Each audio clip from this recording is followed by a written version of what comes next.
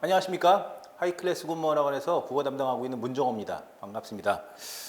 드디어 7월 5일 군무원 국어 시험이 끝났죠. 그리고 오늘은 이제 풀이 강의를 이제 제공하고 있는데 이미 9급은 풀이 강의를 끝냈고요. 7급 이제 들어가겠습니다. 7급을 준비하는 수험생들도 꼭 9급 시험 문제 풀이 강의를 같이 보시면 좋겠다. 최소한 해설지라도 학원 홈페이지와 그 다음에 공기출에 들어있는 그런 해설지라도 같이 다운받아 가지고 같이 공부하시면 좋겠다, 이런 말씀 드리고요. 그 다음에 오늘은 촬영 계획이 없지만 아마 곧 할 텐데 이제 지역인재 시험이 이제 2025년부터 새롭게 시작됐죠. 군무원에서. 그 문제도 같이 풀어보면 좋다. 뭐 이유는 다른 데서 설명을 또 있겠지만서도 이게 다 같은 사람이 출제를 했고요. 그 다음에 성격은 조금 다르지만 같이 도움이 되는 부분이 많고 하기 때문에 유형도 비슷하고 그래서 같이 풀어보면 좋다, 이런 얘기 드립니다. 그래서 이제부터 7급 풀이 강의 들어갈 것인데요. 9급 꼭 보고 오시면 좋아요. 여러 번 말씀드리지만 9급하고 7급은 같은 사람이 출제한 것이고요. 그 다음에 9급과 7급이 뭐가 더 쉽냐 어렵냐 이런 거 없고요. 그 다음에 9급에만 출제되고 7급에만 출제되고 이런 거 전혀 없어요. 그래서 그냥 시험이 다른 것일 뿐인 것이지 뭐 수준이나 난도나 이런 게 차이가 있는 것이 아니기 때문에 모두 같이 공부하는 영역으로 보셔야 되고, 이 강의를 들으시는 분들은 당연히 2026년을 준비하는 수험생들이겠죠. 9급, 7급 지역인재 문제를 모두 보셔야 된다 하겠죠. 자, 이제 화면 넘어가서 풀이를 들어갈 텐데, 해설 들어갈 텐데, 여러분들 먼저 목적과 초점을 맞춘다면은 이 시험 문제에서 1번 문제만 만났을 때 1번이 답이고 2번이 답이 아니다, 이런 식으로 왜 얘가 답이고 왜 얘는 답이 아니냐에 대한 이해, 정보, 지식 이런 것들을 전달하는 데 초점을 두지는 않을게요. 그런 정보들은요, 그 해설과 정보들은 제가 해설지에다가 충분히 납득할 수 있을 만큼 설명을 다 집어넣어 놨어요. 지금 현재 오늘이 7월 10일인데 오늘 기준으로 여러분들 제가 오늘 아침까지도 전부 다 해설지 보고 왔거든요. 뭐면 어디서 올린 해설지, 누구의 풀이 강의 이런 거 봤는데 제 해설지가 가장 강력해요. 그리고 가장 자세하게 들어있기 때문에 그 해설지 보시면 되고, 그 다음에 뒤에 총평 보면은 제가 설명 다 넣어놨기 때문에 굳이 여기서는 얘가 답이고 얘가 답이 아니다라는 그런 이해에 초점을 두기보다는 분석, 총평, 그 다음에 과거와 지금 시험과의 그런 비교, 그리고 타직열 시험으로서는 이제 국가직지방직이 있고 이번에 국가직지방직 뭐 유념해 볼 필요가 좀 있어요. 그리고 뭐 다른 시험들이 있잖아요. 뭐 수능 이런 것들하고 비교했을 때 이런 문제는 어떤 유형이냐, 어디서 갖고 온 거냐, 이런 것들도 좀 함께 얘기해 보도록 할게요. 그래서 여러분들 9급, 7급 올해의 9급 총평 꼭 보시기 바랍니다. 같은 사람이 만든 거예요. 보면은 문법 비슷해요. 보면은 문제가 뭐 어디서 하나가 더 나왔냐 덜 나왔냐 이런 건 전혀 중요한 게 아니고요. 보면은 9급에서 냈던 문제의 단원과 유형들을 7급에서도 그대로 출제하고 있기 때문에 역시나 예전이나 지금이나 같은 사람이 출제하고 있다 한 거죠.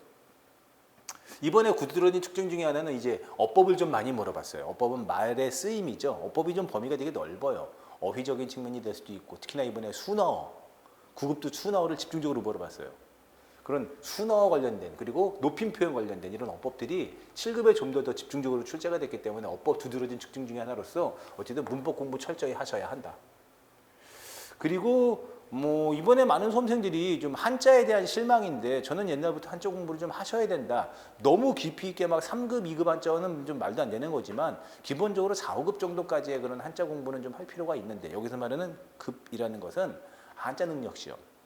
8급, 7급은 너무 쉽잖아요. 뭐 1부터 10 쓰기 막 이런 거니까 기본적인 한자 공부가 어느 정도 필요하다고 많이 말씀드렸는데, 이번에 9급에서 직접적인 한자 문제가 없다 보니 뭐 한자 공부해야 되냐 말아야 되냐 이렇게 말들이 많은데 한자 공부는 하셔야 됩니다. 기본적인 한자 공부는 하셔야 돼요. 그래서 단순히 한자 문제가 나왔냐 안 나왔냐를 떠나서 한자를 알아야만 접근할 수 있는 그런 것들이 되게 많아요. 이따가 풀이하면서 좀 얘기를 해볼게요. 그리고 이번에 두드러진 특징 중에 하나는 비문학이에요. 비문학. 독해이죠. 추론이고요. 독해고요. 그 다음에 이해고요. 그 다음에 맥락 파악하기 이런 것인데 9급도 그렇고 7급도 그렇고 독해를 많이 냈어요. 뒷부분에 특히나 포진했죠.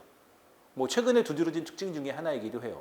군무원 국어시험 시작하면은 단답형 문제 쭉 이어지다가 그다가 뒷부분에 한 3분의 2 정도 넘어가고 뒷부분에다가 비문학 잔뜩 쌓아놓죠. 꼭 비문학이 아니더라도 지문을 읽어야만 이해하고 풀 수 있는 그런 소설 같은 것들 이런 것들 뒤에다가 잔뜩 쌓아놔가지고 그 시간 안에 문제를 못 푸는 그런 일들이 많이 생기는 그런 경우가 있었어요. 이번에도 두드러진 특징 중에 하나예요.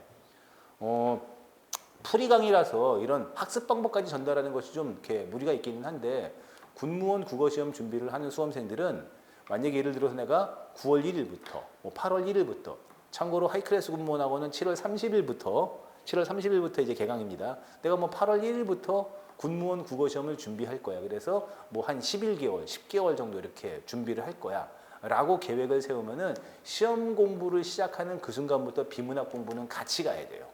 같이 가야 돼. 시중에 보면은 공무원 학습용 비문학 책들, 그 다음에 제 책도 있죠.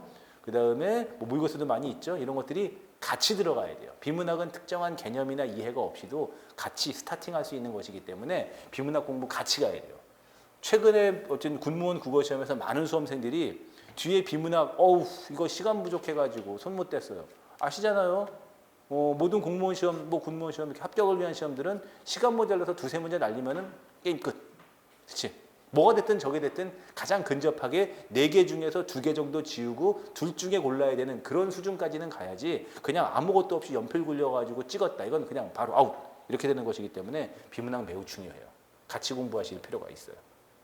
그 다음에 합법작문 문제 냈고 요번에 또 특징 중에 하나가 요게 중요하다고 별표 칠 것은 아닌데 올해 이제 강의하면서 많이 물어봤던 얘기 중에 하나가 국가직 지방직 시험이 그래도 공무원 시험에 가장 그래도 많이 시험을 보는 수험생들인데 그 시험이 2025년부터 기조가 바뀌었어요. 그래서 기조 전환 문제 2번을 예시 문제로 줬고 올해 2025년에 이제 국가직 1번 그리고 최근에 지방직 1번 시험 봤잖아요. 그 문제로 이제 공무원 국어시험이 기조가 바뀌느냐 아니냐라고 많이 물어봤는데 저는 그거하고 상관이 없다고 얘기를 많이 했어요. 실제로 이번 시험에 기조 바뀌지 않았습니다. 제가 카페 같은 데서 댓글들 많이 봤는데 오늘 풀이하기 위해서 군무원 국어시험의 기조가 바뀌었다라고 이렇게 많이 얘기하는 사람들이 있는데 전혀 말도 안 되는 헛소리는 좀 딴 데 가서 하시고 기조 바뀌지 않았어요. 군무원 국어시험의 기조라는 것 자체가 없습니다. 그렇기 때문에 기조가 바뀌거나 유형이 바뀌었다 이렇게 단정지어서 말하는 것은 말도 안 되는 얘기인데 일부 몇 문제 중에 비문학 독해에서 일부 그 다음에 논리 문제에서 일부 정도를 국가직 문제 그리고 또 하나가 공공언어 바로 쓰기 어법 이런 거에서 국가직 지방직 시험의 문제를 이렇게 좀 보면은 가져왔어요. 베낀 건 전혀 아니고요. 아주 좋은 현상이죠. 원래 국어 베끼는 거 아니에요. 이렇게 시험 문제를 만들 때는 그 같은 과목에 여러 다른 직렬의 시험이 있다면은 그런 것들을 서로 영향을 주고 받으면서 서로 이제 보면 비슷한 유형을 출제하는 것은 어제나 당연한 일이죠. 그래서 보면은 논리 문제 이번에는 추론하고 그 다음에 전제를 바탕으로 참인 결론을 찾아내는 것들 이런 것들이 출제가 됐기 때문에 같이 보실 필요가 있어요. 그리고 문학은 이번에 지식형 문학 문제를 출제하지 않았다. 문학 작품을 감상하고 이해하는 문제를 출제를 했다. 이런 것들을 볼 수 있죠. 그래서 간단하게 이 총평하고 바로 풀이 들어가도록 하면은요. 역시나 옛날이나 지금이나 군무원 국어시험에서는 문법 어문 규정, 어법 그리고 여기다가 제가 올해는 9급, 7급이 모두 출제가 안 돼서 여기다 적진 않았는데 고전문법까지 그래서 문법, 어문 규정, 어법 그 다음에 고전문법까지 한 세트가 되는 그런 문법에 대한 이해는 당연하다. 문법을 갖다가 접근하지 못하고 문법을 손대지 않고 군무원 시험을 본다는 사람은 나는 본 적이 없어요. 올해 그랬었지 한 1월 달쯤인가 자기는 한 60 정도 컷밖에 안 되는 기술직렬인데 문법을 안 할 생각이라고 해요. 그래가지고 저는 그렇게 답을 달았어요. 거기 올해 그치 올해 지금 바뀐 사항 중에 하나가 저는 오늘 이제 7월 10일이라서 오늘 요거 끝나게 되면 이제 면접 강의 들어가거든요. 아시겠지만 2차 최종 면접 과정에 들어가게 되면은 예전에는 면접 50 필기 점수 50으로 최종 합격이 결정되는데 아시겠지만 올해부터는 필기 점수 75, 면접 25로 필기 점수 비중이 높아졌어요. 그러니 필기 점수의 비중이 최종 합격에도 중요한 영향을 끼치는 거라서 1차 당락만을 거기 주목하는 사람들은 문법을 안 하겠다는 그런 말도 안 되는 상상을 하시는 분들이 있는데 군무원 시험 준비하면서 문법하고 비문학은 필수예요. 문법. 그 다음에 비문학 추론 문제 들어갔고 사실 확인하기, 주제 찾기 문제 그리고 지문도 길게 출제됐어요. 독해에 대한 그런 비문학, 독해, 추론, 이해, 그 다음에 순서 배열하기, 맥락 파악하기 이거에 대한 1년 과정의 플랜이 없이 그냥 비문학 어떡하지? 이런 식으로 가게 되는 것은 군무원 국어시험을 그르치는 아주 큰 잘못입니다. 독해에 대한 그런 준비가 되어 있어야 돼요. 무엇을 공부할 것인가? 그 다음에 어휘 공부하셔야 돼요. 특히나 관용적 표현, 관용어, 한자, 그 다음에 일상적인 언어 표현에 관련된 것들. 요거 구급도 같이 보시면 좋아요. 구급 문제에도 보면은 뭐 이렇게 기하여 이런 표현들이 있거든요. 그 다음에 국국어제 구급 문제가 일부 반영됐어요. 1번 문제부터 대놓고 공공언어 바로 쓰기. 저 이거 딱 보고 이건 국가직 문제 1번인데 국가직 문제는 무조건 1번에 공공언어 바로 쓰기가 들어와 있는데 이거 똑같이 낸 거예요. 그리고 요 시험 문제 요 자체도 어디 다른 데서 내온 게 아니라 그 국립국어원에서 공공언어 바로 쓰기 정책이라는 그런 자료집이 있거든요. 거기서 문제를 내서 일부만 조금 수정을 가한 거예요. 국가직 지방직 문제도 같이 병행하면서 공부하셔야 됩니다. 우리 군무원 준비하는 수험생들도. 그래서 저도 올해 2025년이죠. 그러니까 2026년을 대비하는 수험생들에게 제 프리패스 강의에는 한 달에 한 번, 못해도 한 달에 한 번 이상이죠. 이상 정도는 국가직 지방직 모의고사를 함께 이제 풀고 공부할 수 있는 시간을 좀 보내도록 거기 그 강의 커리큘럼 좀 바꿔볼 생각이에요. 국가직 지방직은 개념이나 지식적인 그런 이해가 없이도 문제를 누구나 다 풀 수 있거든요. 그래서 이번에는 좀 저도 커리큘럼을 바꿔볼 생각이에요. 국가직 문제 일부 반영됐어요. 특히나 또 논리 문제 하나. 이번에는 저는 벤 다이어그램을 그리는 방식으로 이제 적용을 했는데 솔직히 벤 다이어그램 없이도 논리 문제가 쉬워서 그냥 접근이 됐죠. 종합적 사고력이 필요해요. 문법 문제인데도 어휘적인 부분을 알아야만 풀 수가 있고 비문학은 뭐 다양한 사고를 요구하죠. 시간 내에 문제 해결하는 것이 특히나 7급은 조금 좀 더 9급에 비해서 빡빡했던 부분도 좀 있었어요. 이런 것들이 있고 9급이 7급하고 비교해서도 어렵냐 쉽냐는 뭐 말할 거 없습니다. 뭐 그거는 뭐 얘기할 게 없어요. 둘 다 뭐 어렵고 쉽고는 개인적인 차이가 있고 내가 어디를 좀 더 집중적으로 공부했느냐 안 했느냐의 차이일 뿐이라서 그거는 말할 게 없죠. 이 정도로 좀 총평을 얘기했어요. 그래서 정리해서 이제 정리하고 1번 문제 들어간다면은 문법 공부해야 된다. 문법 공부를 약하게 하면 안 된다. 이유는 문법 같은 부분은 알면 바로바로 이 5초 컷, 10초 컷으로 답이 빨리 나오기 때문에 문법을 정확하고 깊이 있고 심도 있게 해야지만 뒤에 있는 비문학, 문학들을 긴 시간 동안 읽을 수 있는 시간 확보가 된다. 그래서 문법은 열심히 해야 된다. 그 다음에 두 번째, 비문학에 대한, 독해에 대한 나름의 대비가 되어 있어야 된다. 모르면 선생님한테 물어봐. 어떤 책을 사서 어떻게 공부하면서 1년의 과정을 갈 것인지. 참고로 뭐 하이클래스 군무원학원에서는 따로 여러분들이 10강 정도를 따로 설명해서 들을 수 있는 따로 독립된 특강도 있고요. 제가 비문학 노래를 불러요. 아직까지도 좀 구태의연한 구태 방식의 그런 군무원 국어시험을 강의하는 쪽에서는 문법만을 강조하는 경우는 있는데 아니에요. 지금 비문학에 대한 어느 정도 자신감과 그런 정복감이 없이는 군무원 국어시험을 정복하기 어려운 부분이 있습니다. 어휘 공부하셔야 되고 국가직 지방직 문제도 같이 공부해서 풀어봐야 돼요. 뭐 거기는 대단하게 암기하고 밑줄짝 별표 떼고 이런 것들이 있는 문제는 아니라서 그쪽 문제도 같이 풀어보면서 1년의 과정을 같이 가시면 좋고 국가직 지방직 모의고사 같은 경우 풀어보는 것도 다 여기에 도움이 돼요. 참고로 저는 개인 출판사 있죠? 정호북스.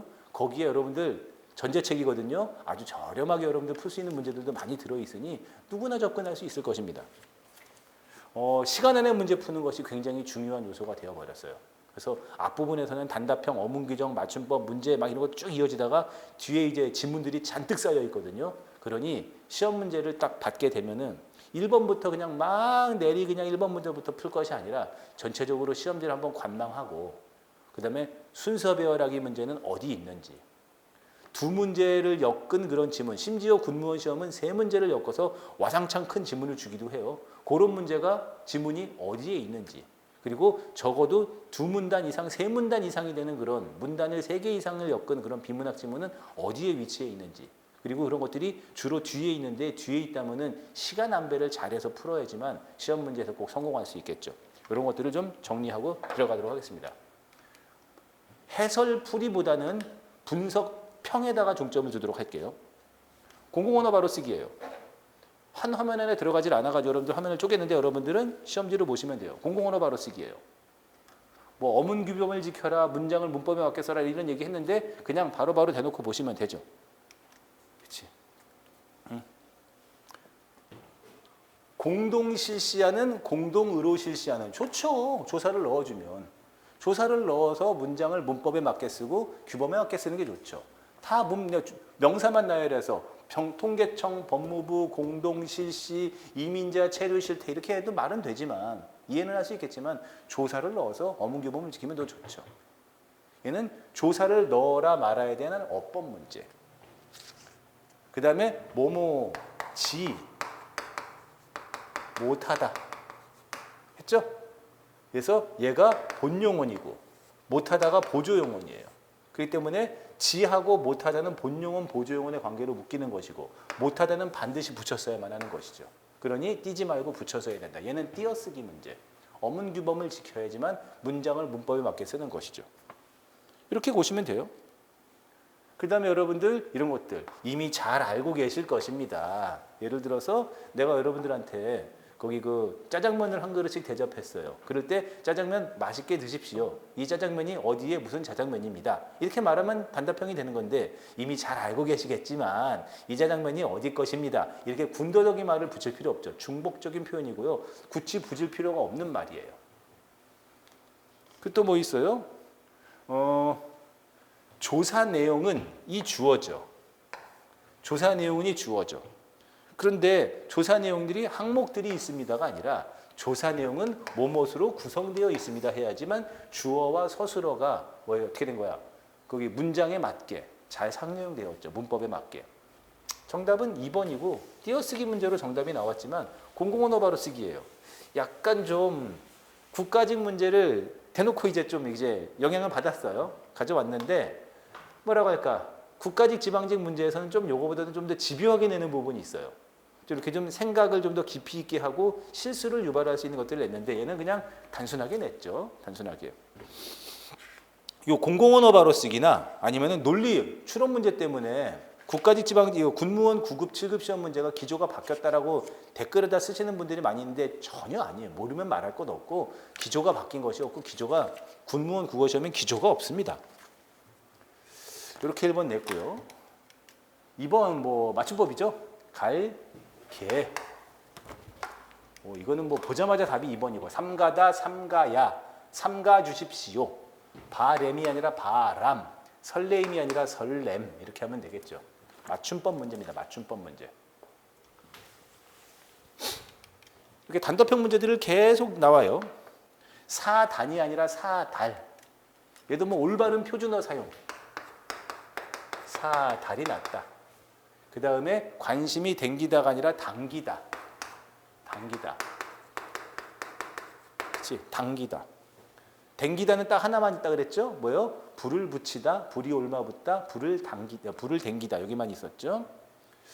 그 다음에 요거 아마 3번 순간 헷갈릴 사람들이 있었는데 문제로 물어봤다는 것을 접근하고 문제로 물어봤다는 걸 생각하면은 깨치다가 있고요.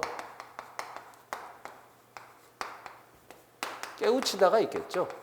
그래서 깨치다는 스스로 알아서 알게 되는 것. 깨우치다는 알게 해주는 것. 사동 표현이죠. 그러니 스스로니까 여기는 깨우치다가 아니라 깨치다, 깨우치다. 제자들을 깨치게 하다, 깨우치다.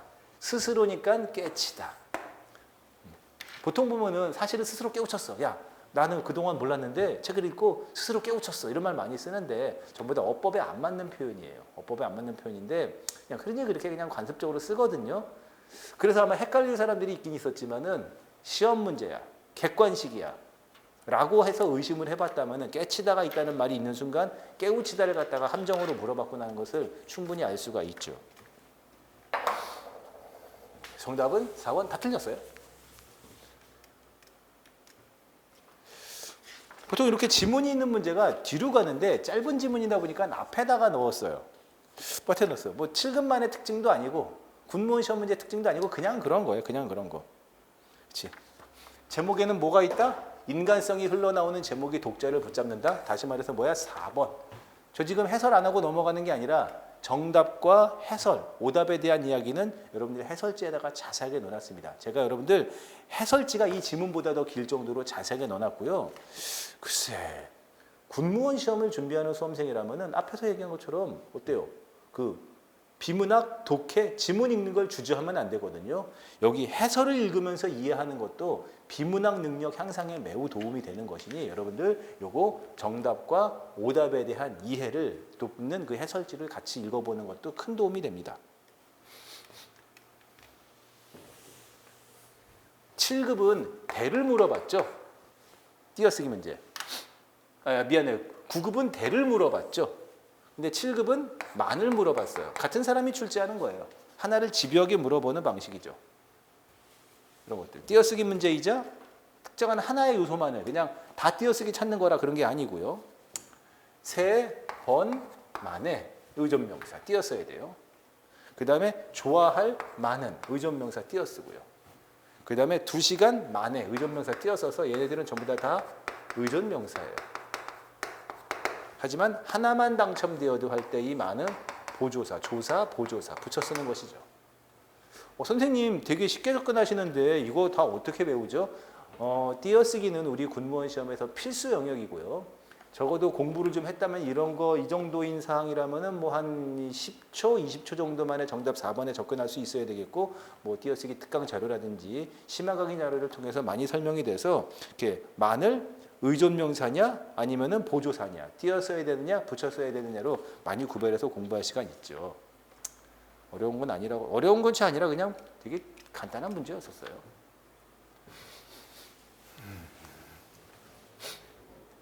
9급에서는 사동을 냈죠. 그 다음에 여기서는 뭐가 있어요? 피동 표현에 대한 문제점을 냈어요. 피동 표현을 사용하지 않아도 되는데도 불구하고 굳이 피동 표현을 사용해서 어색한 문장이 되는 것인데, 너무 쉬운 게 조절되다, 수립되다, 검토되다, 여긴 다 피동 표현이 있는데 3에는 피동 표현이 없어요. 인간이 초래한 생태계의 인위적 변화로 자연계의 돌연변이가 일어나고 있다. 이는 지극히 능동적인 표현이죠. 피동 표현이 없어요. 그러니까 정답은 3번. 예를 들어서 인간에게 초래된 이러면 피동 표현이라서 문제 삼을 수가 있겠지만, 여긴 피동 표현이 없는 능동 표현, 그리고 1, 2, 4는 피동 표현이 있는데, 이 지문의 논리에 따른다면은 적절하게 조절해야 한다. 굳이 능동 표현으로 바꿔도 되는 것을 피동 표현으로 쓰지 말라는 그런 설명이었죠. 정책을 수립해야 한다. 굳이 피동 표현, 검토해야 한다. 굳이 수립 피동 표현을 쓰지 않아도 된다는 것이죠. 9급하고 7급이 같은 사람이 출제한다는 것을 보여주는 명확한 이야기고, 요거는 뭐 예전에 뭐 작년, 재작년, 재재작년 계속 그러한 식으로 유지되어 왔기 때문에 9급, 7급 모두 공부하시고 그 다음에 지역인재 문제도 같이 공부하셔야 돼요. 이게 이제 논리 문제죠. 이 문제는 뭐라고 할까요? 그 국가직, 지방직 시험에 꼭 3문제씩 들어가는 거예요. 문제 유형은 조금 좀 다양하게 들어가지만 되게 쉬워요. 그쪽 문제. 그리고 공부해야 될 이론도 굉장히 좀 간단한 거밖에 없는데 7번 문제는 저는 이런 식의 논리 추론, 전제를 바탕으로 결론을 추론하라. 그치? 언어 논리 문제예요. 이거를 낼 줄은 몰랐어요. 그래서 저도 1년 과정 중에서 요거는 우리 군무원 시험에 출제하겠냐? 안 할 거라고 많이 얘기했는데 그 부분은 사과드립니다.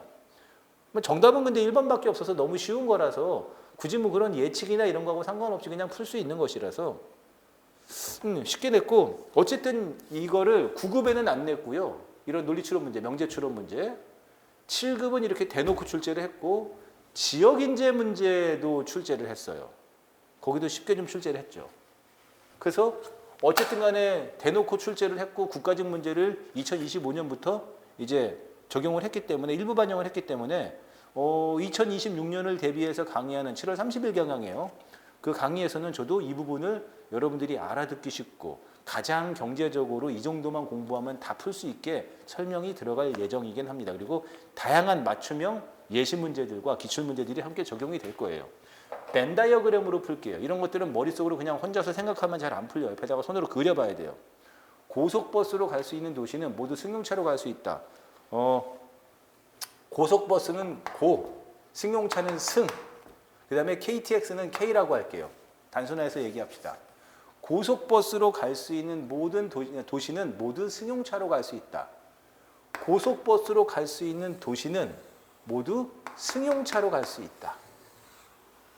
그치?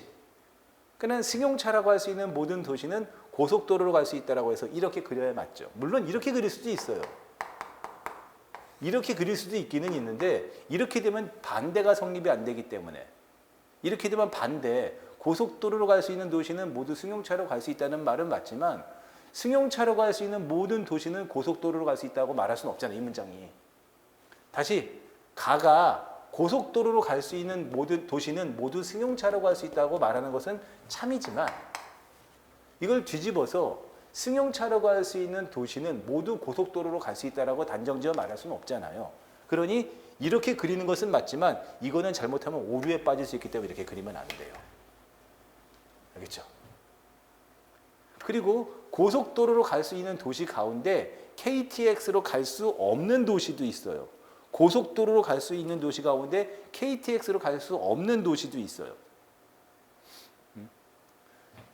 가와 나를 바탕으로 전제를 이끌어낼 때 뭐가 나오면 좋은 거예요? 고속도로로 갈 수 있는 도시 가운데 KTX로 갈 수 없는 도시도 있는데 그것을 모두 충족하는 것은 어디 들어가면 좋아요? 따라서 결론 낼 수 있는 거. 얘는 가하고 나가 참이라고 봤을 때 1, 2, 3, 4에서만 답을 골라야 돼요. 1, 2, 3, 4에서만. 그렇지? 그리고 여기서 없는이란 말은 보통 낫의 부정으로 표현하지. 해설지를 보는 사람이 있을 수도 있어서. 그러니 여기다가 이렇게 해볼게요. 고속도로로 갈 수 있는 도시 가운데 KTX로 갈 수 없는 도시 이렇게 해볼까요? KTX로 갈 수 없는 도시를 여기다 넣어볼게요. 낫이라고 했으니까. 그치? 그러면 여기를 통해서 낼 수 있는 결론을 4개 중에 골라야 돼요. 4개 중에 고른다면은 답은 하나 나왔잖아요. 승용차로 갈 수 있는 도시 가운데는 고속도로로 갈 수 있고 그 안에 KTX 낫이 있으니 승용차 KTX 낫. 이렇게 말할 수 있죠. 승용차로 갈 수 있는 도시 가운데는 KTX로 갈 수 없는 도시도 있다. 요거 말하면 되는 거잖아. 여기서 그대로 적용하면 되는 거죠. 정답은 2번, 1번. 나머지 오답풀이 보시고요. 머릿속으로 이렇게 생각해서 풀 수 있지만 그림으로 그리면 한 방에 풀리는 것이고 명제 논리 추론 문제라서 이런 것들이 이제 도식화하는 방법, 역, 이, 대우, 그 다음에 벤 다이어그램 그리기 이런 것들만 간단하게 알면 이것도 한 1분 안에 무조건 컷할 수 있는 그런 문제예요. 이런 문제에 대해서 이런 영역에 대해서 그전까지는 군무원 국어시험에서 다루지 않았는데 이번에 7급하고 그 다음에 지역인재 문제 출제가 됐기 때문에 이 부분은 제가 이제 2026년 대비해서는 설명을 하고 교재에도 반영이 되어 있습니다. 이미 빨리 반영이 되어 있어요.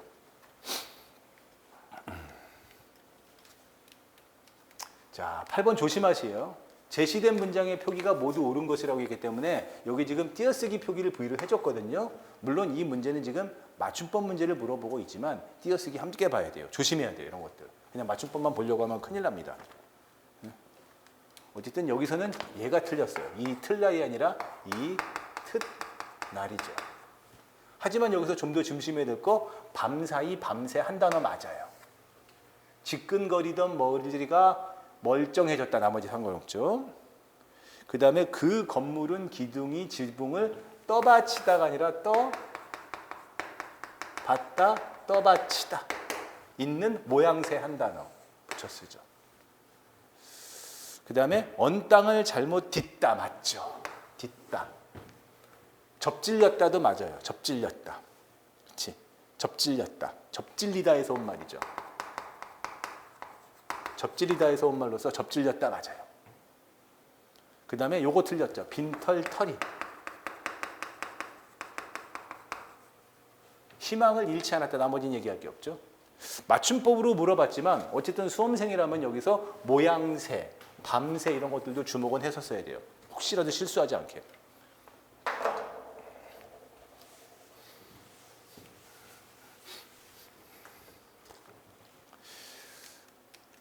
9번 다의어, 동음, 이의어. 동음, 이의어를 동음어라고 했죠. 여기서는 서로 관련이 있는 말은 다의어. 서로 관련이 없는 말은 동음, 이의어, 동음어. 참고로 이 9번 문제도 국가직 지방직의 기초전환 문제 예시 문제에서 한번 다뤘던 거 이렇게 좀 변형해서 분명히 이 시험 문제를 푼 사람이 기초전환 문제 그 다음에 국가직 이번에 국가직하고 지방직의 시험이 있었죠. 국가직은 3월, 그 다음에 지방직은 6월이었는데 그 시험 문제들을 일부 이렇게 검토를 하면서 거기서 좀 문제를 영감을 좀 받은 것으로 분명히 보여요. 절대로 좋은 현상이에요. 아주 좋은 현상이죠. 최근에 출제됐던 다른 기출문제들을 보면서 그 동향을 보고 우리 시험에도 반영을 하는 것은 지극히 좋은 문제죠. 그렇지. 해서 보면은 여기서는 암흑에다가 반말을 쓰다, 반말을 사용하다 얘와 그 다음에 사람을 쓰다, 사람을 사용하다로서 이 둘은 사용하다 의 뜻으로서 이 둘은 다의어예요.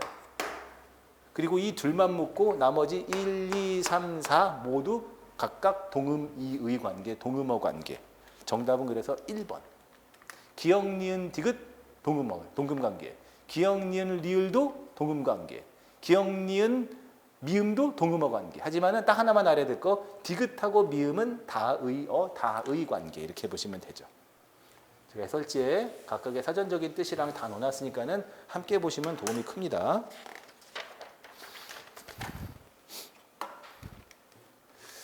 관용어 출제해요. 지금 관용적 표현이 공무원 시험에 잘 출제되지 않거든요. 근데 군무원 시험은 그렇지 순화어하고 더불어서 꽤 출제를 하는 편이에요. 저한테 1년 과정 중에서 몇 번 물어보셨거든요. 관용적 표현 공부하기 싫으니까 관용어 공부해야 돼요 많이 물어봤는데 제가 드린 답은 다른 시험과 비교한다면 상당히 출제비율이 높기 때문에 어려운 사항이 아니니 적어도 교재에 들어있는 관용적 표현들은 좀 외워주시는 것이 어떠냐. 어렵지도 않잖아요. 발이 넓다. 그 다음에 콧바뜨리다. 입이 쓰다 다 관용적 표현이 잘 쓰였는데 쉽잖아 이거는. 저렇게 눈이 높은 아가씨에게 내세울 것 같는 하나 없는 청년인 네가 눈에 나다. 눈에 나다라는 것은 눈에서 벗어나다죠. 관심이 없다, 관심이 멀어지다의 뜻으로서 잘못됐고요. 눈에 차다 또는 눈에 나다가 아니라 들다를 써야지 맞겠죠. 눈에 들 리가 없겠지. 눈에 찰 리가 없겠지. 눈에 차다, 눈에 들다는 마음에 들다, 흡족하다 이런 뜻이잖아요.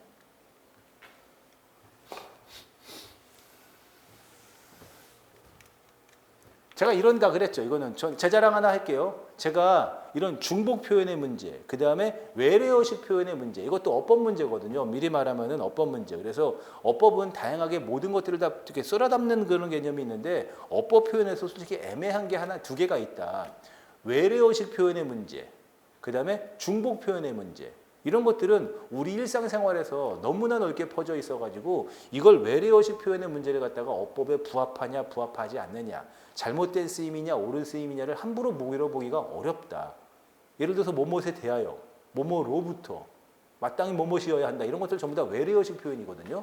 근데 심지어 생산적 할 때 이런 적들, 기계적 할 때 적 이런 것들도 일본어 외래어식 표현에다가 모두 넣을 수는 있어요. 그래서 너무 범위가 많아서 외래어식 표현의 문제를 어법상에 잘못된 걸로 넣냐 안 넣느냐가 하면은 잘못한 문제가 복수정답, 오류 나올 수가 있다. 그리고 중복 표현도 그래요. 예를 들어서 역전 앞에서 만나자 이런 것들은 대표적인 중복 표현이고요. 뭐 형극의 가시밭길을 걷는다 이런 것들은 대표적인 중복 표현이라서 어법에 어긋나는 표현이에요. 순화해야 되거든요. 근데 뭐 예를 들어서 뭐 중복 낙숫물 얘는 예를 들어서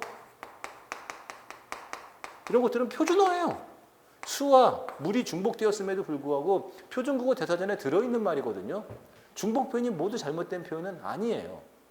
그러니 이거 잘못해서 어법에 안 맞는 표현 이렇게다가 큰 오류가 날 수가 있는데 제가 그랬죠.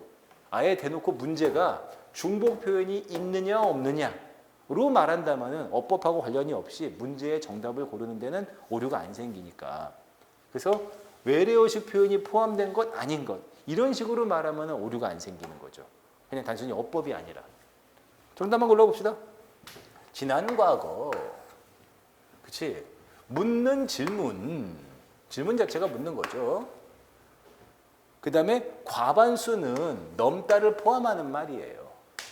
다 중복 표현인데 패스트푸드, 슬로푸드가 푸드로서 동일한 표현이 두 번 들어갔지만 패스트푸드 자체, 슬로푸드 자체 각각을 이루는 말이기 때문에 얘는 중복 표현이 아니고 각각이죠. 각각이죠. 정답은 2번이다.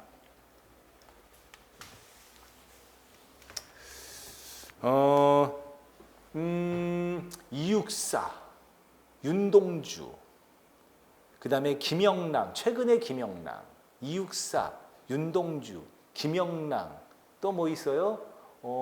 김소월, 또 60년대 참여 시인 김수영, 이런 사람들의 시는 그냥 멈추지 말고 무조건 나오면 읽으라 그랬어요. 뭐 또 냈어요. 이육사의 교목을 또 냈어요. 우리 군무원 시험이 도대체 몇 번 출제될지도 모를 정도로 그냥 굉장히 많이 출제된 시로서 대표적인 저항시고 강인한 저항의 의지를 드러낸 거죠. 정답은 4번. 부정적 명령 어미의 사용 썼어요. 말하라. 그 다음에 못해라. 얘는 부정적 명령 표현이고요. 아니리 이런 것들은 부정적 표현이죠. 아주 부정적이고 단정적인 표현이에요. 하지만 이것은 부당한 세력에 대한 비판을 드러내고자 하는 것이 아니고 강한 저항 의지, 저항 정신, 그치? 자기의 저항 정신, 일제라는 세력에 대한 뭐예요? 저항 정신을 드러내는 것이지 비판을 하려고 하는 것이 아니죠. 시를 잘못 이해했죠. 나머지 다 맞는 거고요.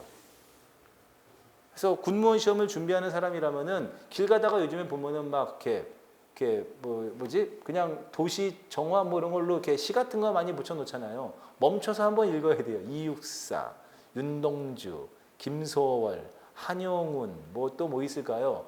김수영 시인 우리 좋아하니까 김수영, 그리고 최근에 그 순수시 신문학파 순수시 뭐지 김영랑 뭐 이런 시들 굉장히 많이 나오는 시니까는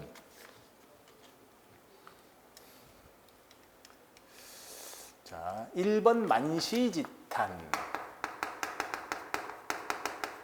그 다음에 설상가상. 뭔가 잘 이루어지지 않을 때 지지부진 그러죠. 야, 지지부진하다. 그 다음에 확 바뀔 때 환골탈태 이렇게 되는데 외촌동은 하루아침에 미군이 철수해버린 기지처럼 썰렁해. 여태까지 지지부진하고 뛰어오르던 땅값이 아니잖아요. 그러니까 여기는 뭐야? 파죽지세? 뭐 고공행진? 또는 고공행진? 을 보이던 땅값이 순식간에 폭락하였다. 이쪽이 맞고 지지부진은 오히려 반대죠. 반대. 문맥상 안 맞습니다. 14번 한자 문제입니다. 한자 공부하는 거예요. 그렇죠? 이번에 특히나 구급 쪽에서 많은 그런 현상이 벌어져서 대놓고 한자어 문제가 안 나와가지고 한자 공부해야 하니 말아야 되니 막 이런 얘기했는데 한자 공부는 기본적인 선에서 하는 것이 여러 방면에 일단 여기서도 한자 문제 모르면 한자 모르면 못 읽잖아요. 그렇죠? 못 읽잖아요. 적어도 이게 만시지탄 같은 경우가 만시아지탄, 설상아가상 이렇게 지지아부진 이런 식으로 한두 개라도 읽어야지 뭐가 읽을 수가 있지. 한자성어 공부할 때 누가 각각의 무슨 만, 무슨 시, 무슨 지, 무슨 탄 이렇게 공부한 사람은 없잖아요. 그러니 한자 공부는 기본적인 이해가 필요합니다. 문제가 뭘까요? 한자어 풀이, 교착. 사물들이 서로 깊은 관계를 가지고 결합하여 있다. 정답은 1번이죠. 사물들이 서로 깊은 관계를 가지고 결합하여 있다. 우리가 보통 교착 상태에 빠졌다. 이 교자가 악교 교자로서 딱 붙어 있다 이런 것들은 맞아요. 착자가 붙을 착자는 맞지만 여러분들 교착이라는 말 뭐래요? 뭔가가 좀 이렇게 꽉 막히고 안 풀리고 어려운 상태에 처해 있을 때 그럴 때 교착 상태다 이런 말을 하죠.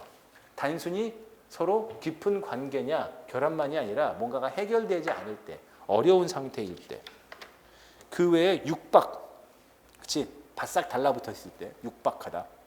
종식 끝내다. 준동이라는 말은 이 준자가 벌레 준자거든요. 동자가 울림직이다는 뜻으로서 그 불순한 세력이 움직일 때 준동한다 그래요. 정답은 어쨌든 1번이고. 글쎄 이런 얘기 해도 되나? 이 14번은 이게 지금 오늘이 2024년 7월이거든요. 근데 우리 아시죠? 6개월 전에. 그치? 일거에 종식하고 무슨 세력의 준동과 느낌이 좀 강하게 나요. 뭐 제가 여기서 정치적인 얘기를 하자는 것은 아니고요. 1년 강의를 하면서 또 하나 주목해야 될 것이 하나 생겨버렸어요. 지금 일상에서 많이 쓰고 있는 좀 어려운 말들에 대해서는 좀 강의 중에 농담 삼아라도 한두 번 언급은 하자. 이런 것들이 좀 있고 정치적인 얘기는 아니에요. 이 문제 만든 사람의 그런 개인적인 성격 아닙니까? 취향 아닙니까? 근데 지금 교착, 종식, 준동, 특히나 준동 종식에서 많이 영향이 갔는데 많이 지금 어려운 상황에서 우리 6개월 2024년 12월 그때부터 많이 들었던 용어들이거든요. 우리 그런 거 있거든요. 언어학, 그 국어학 관련된 지식도 옛날에 뭐 한불자전 이런 것들, 그다음에 조선어 큰 사전 이런 것들, 또 뭐 있었죠? 거기 그 말모의 사전 이런 것들에서 이렇게 기사화되는 최근의 상황들을 시험 문제 만드는 사람이 기사를 보고 이런 거 내자 이렇게 시의성이 반영되는 것들을 좀 많이 언급을 했는데 언어 사용, 어휘 사용도 좀 그래야 되지 않나 생각해서 뭐 정치적이거나 종교적이거나 아니면은 성별을 따지는 이런 것들은 이제 민감한 상이라 말하면 안 되지만 우리가 일상생활 속에서 최근에 많이 쓰는 말들이 좀 있다면은 이런 건 이런 말이죠. 예를 들어서 준동 그러면 뭐야? 벌레들이 기어다니는 거예요. 보면 나쁜 놈들 이런 걸 준동한다고 합니다. 이렇게 강의 중에 좀 여담 삼아서 이야기는 해야 될 필요가 좀 있다. 갈퉁 1번 그치 적절하지 않은 거예요. 갈퉁은 평화를 소극적 평화, 적극적 평화 그리고 폭력은 물리적 폭력, 구조적 폭력, 문화적 폭력. 틀렸어요. 소극적 평화를 들어가야지 소극적 폭력이 어디 있습니까? 정답은 1번이고요. 얘는 오류 문제예요. 오류와 관련된 문제는 군무원 시험에서 과거에는 잘 안 내다가 2020년 시험이 공개된 이후로 얘 말고 한 번 냈어요. 한 번 냈다가 이번에 또 냈죠. 전제를 바탕으로 결론을 논증하고 다시 그 결론이 다시 전제가 되는 걸 갖다가 순환 논증의 오류라고 합니다. 순환 논증의 오류. 정답이 4번이에요. 제가 표시 잘못했어요. 그는 덕망이 높아. 인격자니까. 그러므로 그가 인격자인 것은 덕망이 높기 때문이야. 그치? 이런 것들을 순환 논증의 오류라 그래요. 신은 존재해. 왜? 본 적이 없으니까. 본 적이 없잖아? 그러니까 신은 존재해. 이렇게 계속해서 똑같은 거 반복해서 쓰는 것들. 이런 걸 순환 문제라고 논증이라고 해요. 뭐 선결 문제의 요구라고도 하는 경우도 있는데 어쨌든 간에 16번은 순환 논증의 오류예요. A는 B다. 왜냐하면 B이기 때문이야. 그리고 A는 B야. 왜? B는 A이기 때문이야. 이렇게 했던 말을 반복하면서 오류에 빠지는 것이죠. 순환 논증의 오류라고 해요. 1번은 뭐 오류는 맞는데 뭐 말도 안 되는 얘기예요. 아무 소리 대명사 했기 때문에 1번 넘어가고요. 그 다음에 이웃은 값이 싸. 값이 싼 건 쉽게 떨어져. 그러므로 이웃은 쉽게 떨어져. 얘는 연역논증, 3단 논증. 우리 아까 했던 거 논리 문제, 논리 추론 문제. 연역논증 3단 논법이죠. 얘는 참입니다. 참이 되는 연역논증. 오류가 아니에요. 그 다음에 김 선생의 의견 틀렸어. 민 선생의 의견 틀렸어. 그러므로 선생님들의 의견은 다 틀렸어. 성급한 일반화의 오류이며 그 다음에 일부 결합의 오류의 특성도 보입니다. 정답은 4번이에요.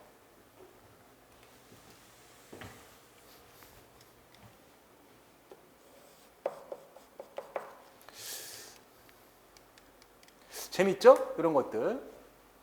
어순배열의 원리. 시간 순서 배열의 봄, 여름, 가을, 겨울. 맞죠? 한자를 알아야 된다니까. 이거. 가까운 것이 앞서고 멀어질수록 뒤로 간다. 그러면은 죽다, 죽을 사자, 살다. 그치? 활사가 되어야 되지 사활은 안 되잖아요. 반대죠. 뒤바뀌었죠. 그치? 이럴 때는 사활이라는 말도 있어요. 사활이라는 말도 있지만 여기에는 가까운 것이 앞서고 멀수록 뒤로 간다의 뜻으로서 이러한 말로 쓰려면은 생사가 되어야 되죠. 생사. 그치? 생사. 제가 해설지에 넣어놨는데 생사.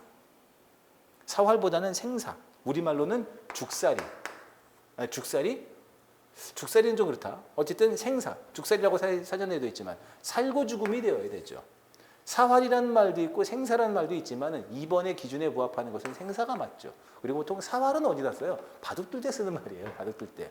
대마가 막 잡힐 듯 할 때 대마의 사활을 사활이 걸렸다 이런 말을 쓰는 거죠. 나들이, 나다, 들다. 당연히 이동 상태 변화할 때는 시간적으로 먼저 나가는 게 먼저고 들어오는 게 나중에. 나가지 않았는데 어떻게 들어옵니까? 그런데 4번 중요 표시하시고 중요해서 그런 게 아니라 이런 것들은 주목할 필요가 있어요. 특별히 강조하거나 초점이 놓이면 시간 순서가 반대가 돼요. 알아듣다가 그런 거예요. 이거는 알다와 듣다죠. 여러분들 뭐가 먼저예요? 알려면 보고 들어야죠. 그치? 알아보다도 마찬가지예요. 듣거나 봐야지만 감각적으로 알 수가 있겠죠. 그러니 원래는 듣다가 먼저고 알다가 나중이어야 되는데 여기는 이해하다, 알아차리다, 깨닫다의 뜻을 강조하기 위해서 알아듣다로 순서를 뒤바꾼 것이라는 예죠. 좀 재미있죠. 어순배열의 원리 이런 것들도 출제하는 거 보면은 언어학에 대한 그런 다양한 것들을 물어보려 하는 것이구나 하는 거죠. 이런 것들은 국가직 문제에 출제될 수 있는 충분한 영역이라고 봅니다. 자, 어법이죠. 중의성. 그는 철수를 자기 친구라고 생각했다. 잘못된 거 없어요? 해설지 보세요. 영희와 철수는 결혼했다. 둘이 부부가 된 건지 따로따로 한 건지. 준호는 민수와 철수를 만났다. 준호가 민수와 철수를 만난 건지 아니면 준호와 민수가 함께 철수를 만난 건지. 어머니는 웃으면서 노래하는 아이를 웃은 게 어머니인지 아이인지 중의적 표현이죠. 많이 언급했던 건데 이 18번 문제를 이의제기해야 된다는 사람이 되게 많은데 되게 많은 건 아니고 일부 있는데 뭘 이의제기하려는 것인지 잘 모르겠어요. 순서 문제. 이제 군무원 국어시험에서 비문학, 독해 문제 중에서 순서 배열하기 문제는 이제 거의 정해진 거라고 보여요. 매번 출제가 되고요. 이 정도면 상당히 좀 지문도 긴 편인지 그래도 순서를 배워야 될 게 3개밖에 안 돼서 그렇게 많이 어려우지는 않습니다. 시험지를 받으면 처음에 시험지를 한번 검토해야 돼요. 순서 배열하기 어디 있는지, 두 문제를 엮은 지문 어디 있는지, 긴 지문 어디 있는지, 소설을 또 길게 내는 경우도 있거든요. 소설 긴 지문 어디 있는지. 그리고 걔네들을 고려하고 생각하면서 시간 안배를 생각하면서 풀어야 돼요. 그렇지. 얘는 정답은 3번이 맞습니다. 얘는 그냥 제가 해설지에다가 논리적인 설명을 너무너무 자세하게 해놨기 때문에 얘는 넘어갈게요. 만복사전 포기가 또 출제됐죠. 참고로 너는 이제 좀 제 자랑 하나 한다면은 김시습의 금호 제가 매년마다 무료 특강을 하나씩 올리거든요. 우리 하이클래스 군무원학원 홈페이지에 하나씩 올리는데 작년에 이제 금호신화가 출제됐고 올해가 또 출제될 건 모르고 한번 올렸는데 이번에 좀 도움이 많이 됐습니다. 지문도 똑같이 적중했어요. 김시습의 금호신화는 우리 하이클래스 군무원학원에 무료 특강이 있으니 그냥 신청만 해서 보시면은 다 무료예요. 다 무료. 군무원 시험 유형에 맞게 제가 설명해 놓은 거예요. 군무원 수험생들을 위해서 오직 군무원 수험생들을 위해서 설명해 놨으니 거기에서 이번에 9급에는 만능이 출제됐는데 어부사시사 그다음에 갑자기 왜 생각이 안 나냐 금호신화 다양 용비어천가 굉장히 많거든요. 특히나 관동별곡 이런 것들이 있으니까는 같이 보시면 돼요. 문제를 먼저 읽으시고 두 문제 엮었죠? 같이 보시면 되는 것으로서 20번 삽입시 역할은 정감의 극대화. 양생이 살았다, 외로웠다. 삽입시예요. 얘가 한문 소설이기 때문에 한시거든요. 적적하다, 달 밝은 밤에 사나이 홀로 누워서 외롭다. 양생의 외로움, 쓸쓸함, 고독함이라는 정감을 극대화하기 위해서 시를 삽입했어요. 여러 가지 다른 특징들도 넣어놨습니다. 산문 사이에 운문이 삽입됐으니 단조로움을 피하고. 그다음에 또 뭐 있어요? 분위기, 정서, 시적 정감을 드러내는데 굉장히 좀 좋다. 이런 것으로서 이렇게 삽입시 역할에 대해서 설명해 놨으니 같이 읽어보시면 좋고. 그래서 20번의 정답은 3번이고요. 그 다음에 21번 전기적 요소라고 있는데 전기적은 한자 보셔야 돼요. 이 기자가 이렇게 쓰게 되면 기이할 기자로서 비현실적인 겁니다. 꽃이 활짝 피어 온뜰 안에 은세계를 이루었다. 이거는 그냥 비유적인 표현이지 비현실적인 것은 아니고요. 하지만 니은, 공중으로부터 소리가 들었는데 이거 하늘에서 소리 내는 거잖아. 이거는 비현실적이죠. 2번이 답이죠. 등불을 켜고 저마다 소원을 비는 풍습은 사실이고요. 문득 점포를 던졌다. 이건 뭐예요? 사실이죠. 정답은 21번 정답은 2번이고. 금오신화가 연속 출제가 됐거든요. 작년에 출제된 문학작품이 올해 또 출제됩니까? 몰라요. 정해진 건 전혀 없어요. 제가 그랬죠. 기조전환에 대해서 이야기를 하는데 군무원 국어수험은 기조전환하지 않았다. 바뀌지 않았다. 그럼 그대로입니까? 아니다. 기조 자체가 없다. 뭘 낼지 모른다. 이런 것이고 연속으로 2년 연속 심지어 3년 연속 출제하는 경우도 봤어요. 그렇기 때문에 작년에 출제된 게 올해 나온다 안 나온다 그런 거 몰라요. 그냥 열심히 공부할 뿐인 것이고 대신 군무원 국어시험은 과거에 출제됐던 문학도 마찬가지요, 비문학도 마찬가지요, 문법, 업무규정 마찬가지로 예전에 출제했던 것들이 돌아가며 나오는 경향이 있다. 그러니 기출문제를 꼭 공부하시고 굳이 좀 하나 여러분들한테 첨삭을 좀 드리면, 첨언을 좀 드린다면은 교과서 작품들을 매우 좋아해요. 교과서 작품들을. 22번 대기오염은 문제야. 그래서 줄여야 해. 근데 현대사회는 대기오염이 피하기가 어려워. 어쩌란 얘기야. 앞뒤가 안 맞는 얘기죠. 일관성이 결여되어 있다 하면 되겠고. 23번도 그래요.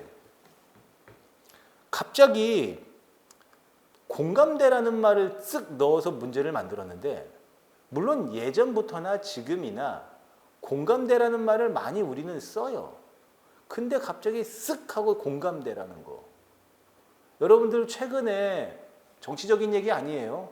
뉴스나 아니면 특히나 시사 토크 프로그램 이런 것들 많잖아요. 라디오만 켜시면은 무슨 뭐 정치인들이나 이런 사람들 나와가지고 시사 토크 많이 하고 하는데, 거기서 많이 들어보지 않았어? 뭔가 이러한 주장은 공감대를 얻기 어렵다. 지금 이 사람이 피의자가 되어가지고 어쩌고 저쩌고 하는데 공감대를 얻기는 어렵다.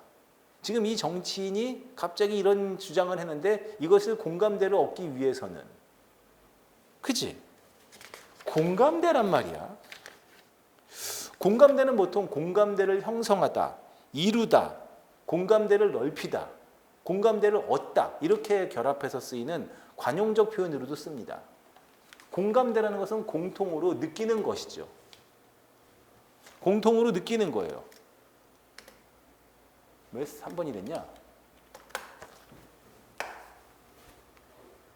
그러니 공감대를 왜 또 느낍니까?